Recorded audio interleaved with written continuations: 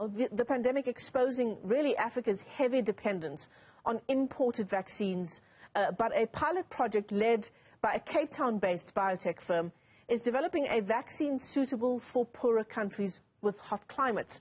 This groundbreaking effort seeks to end Africa's dependence on imported vaccines by 2040. This, as it stands now, at around 4%. The continent is currently the least vaccinated in the world. Professor Petro Terblanche is the managing director of the company behind that initiative. That's Afrigen Biologics and Vaccines. She joins us now from Cape Town. Prof, it's great to have you with us on the show. And as I've just outlined, I mean, the numbers in terms of the number of people who have been vaccinated on the province, they are staggering when compared to developed nations. 4% on the African continent. Morning, Michelle. Thank you very much for the opportunity. Just to give a bit of context, globally 6 billion doses of COVID vaccines have been administered. Only 2% of that in low and middle income countries. And in Africa, only 2% of population have been vaccinated. The shortfall projections for the next 3 months is more than 470 million doses. What has happened over the last 18 months is that Africa had delayed or no supply issues that we had to work through. Therefore, the African Union, African CDC, World Health Organization has come together with a strategy to change this. This is a 2040 strategy for Africa to produce 60% of its own vaccines by 2040. And central to that is to establish capacity and capability on the continent to make our own vaccines. So Afrigen here in Cape Town is the first mRNA vaccine hub, global hub, that has been established under the COVAX initiative. And our objective is to ensure that with our partners that we bring a COVID-19 vaccine, mRNA vaccine, to market within 18 months to 2 years. Can I just double check that number with you? Did you say 60% we're hoping to achieve manufacturing our own vaccines, 60% of our own vaccines by 2040? Is that the right number? Yes, the Africa strategy, which is now in development and that we started to implement, is that the continent will produce 60% of all vaccines, not only for COVID-19, by itself by 2040. And if we compare that to where we are now, again, the number is staggering. The information that I have in front of me here is that currently we only produce 1% of the vaccines that we use. That's correct. We use 25% of the world's vaccine requirements, but we only produce 1%. Sure. So I mean, Prof, that's a big ask, isn't it? We're hoping to make major strides in less than 20 years. That's correct. There are at the moment full finished capacities in Africa. South Africa, of course, the strongest, and three other African countries. But the key challenge for us is not to be dependent on the actual bulk vaccine to be brought in and full finished and distributed. Our challenge is to produce end-to-end vaccines from the first concept right through to a final product. And that is what Afrigen is about. We are operating under the COVAX initiative, internationally and globally approved and funded, mostly internationally. Yeah. And our target is within the next 12 months to make a COVID-19 vaccine which is non-inferior to the Moderna vaccine, to go into clinical trials September 2022, transfer our technology to BioVac, which is our key partner, to produce 100 million doses within the next 24 months. You've touched very briefly on the issue of funding there, Prof, but tell us more about where the money will come from for us to achieve this and the extent of the funds that are needed. So this initiative has 3 phases. The first phase is Afrigen to establish the hub, then transfer to BioVac for commercial production, and we have a long-term partnership with the South African Medical Research Council and a few universities, top universities in South Africa, to build long-term sustainability and innovation.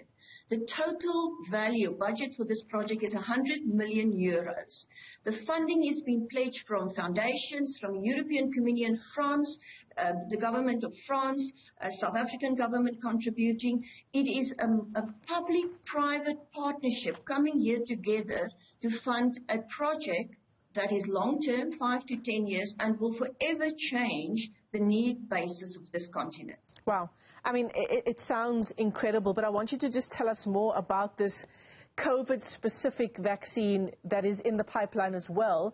And this is specific to our climate, specifically on the African continent. How is that going to work, and what are the timeframes involved there?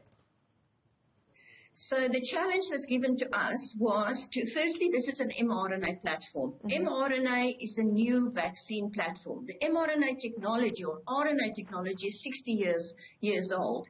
But last year, the first mRNA vaccines were in fact received market authorization, and that is the Pfizer and the Moderna vaccines. There was a strategic decision made by all partners that the platform that will be established here in South Africa and in Cape Town at Afrigen will be an mRNA platform for various reasons. It's a rapid platform. It is fairly easy to produce a drug substance, but the drug product, the formulation is the challenge, and I'll come to that in a minute. And it is a versatile platform that can also scale. It scales out quite effectively. So if you want to go from 10,000 doses to 1 billion doses, this is the kind of platform that will give you that. The challenge that Afrigen and partners has taken on is that the Moderna and the Pfizer vaccines are good vaccines, but they require ultra-low temperatures to ensure stability. What Africa needs is not a -80 and a -20 degree cold chain. The cost of that is exuberant and the logistics almost impossible.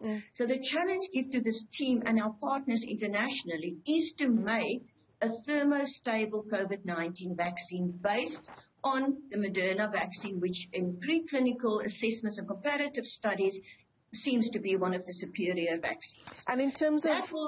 No, please finish, Prof, and I'll give you my follow-up question when you're done. So that will require us to do profound formulation work to stabilize the vaccine so that it can be stable under 2 to 8 degrees or even room temperature. Yeah. In terms of the vaccine being based on the Moderna formula, essentially, right, Prof? In terms of licensing, is that an issue that's been resolved now already? So we are in discussions with Moderna. What is very important at the moment, the vaccine that we are producing the drug substance, which is the active component, and of course the formulation side is based on the Moderna sequence, but it is done in an R&D setting. So there is, under the IP requirements and global IP laws, we are completely non-infringing. We are in an R&D setting as part of training and process development and also the development of quality control measures, do this in a research setting.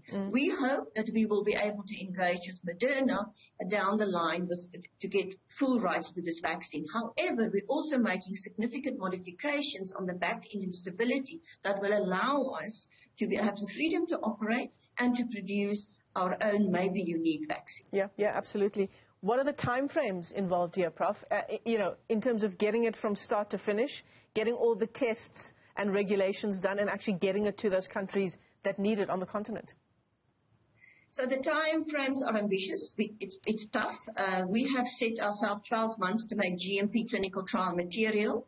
Depending whether we have access to the Moderna technology and the Moderna vaccine, we would be able to possibly do bridging studies, be in the clinic very quickly, and then transfer and be in the market within a period of 36 months. However, if we have a vaccine that is substantially different and we have to go through full market authorization, it will take us 4 years.